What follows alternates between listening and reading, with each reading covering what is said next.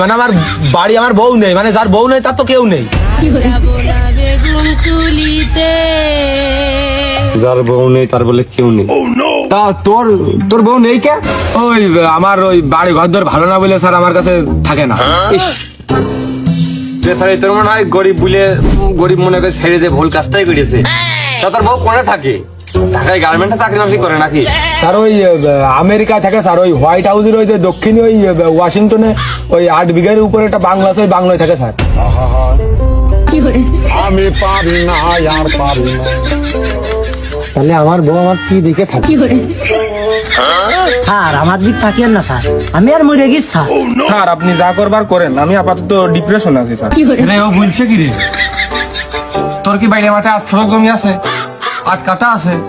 আমার তো 8 ছটাকও নেই।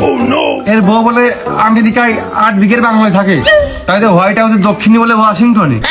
বাবু রে, এ টাকা দূষণ দিয়ে কাম ঠুক করেছ কি?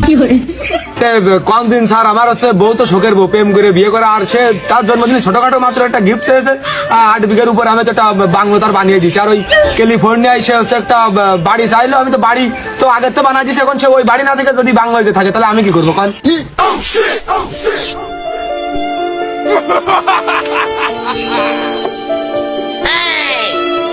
আরে টাকার কথাই দিস নে, টাকার গরম লাগতেছে, আবহাওয়ার গরম না।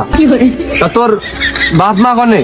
স্যার ওই কানাডা থাকে, ওই আমেরিকাতে তারা আমি বাড়ি করে দিতে চাইছিলাম, কিন্তু তারা হচ্ছে পরে আমার আম্মু হচ্ছে আব্বুকে বোঝালো যে আমেরিকায় ওই বিভিন্ন সময় যুদ্ধ বিদ্রোহ বেঁধে যায়, তো দেখা গেলো বোম টোম পড়ে কোনে উড়ে টুড়ে চলে যায়, যার কারণে সে হচ্ছে যে ওই শান্তিপ্রিয় দেশ কানাডা বেছে নিয়েছে, যার কারণে আমি ওই দেশে পাঠিয়ে দিয়েছি। আমি পারি না আর পারি না। আপনি কি আছেন? ও স্যার না গেছেন?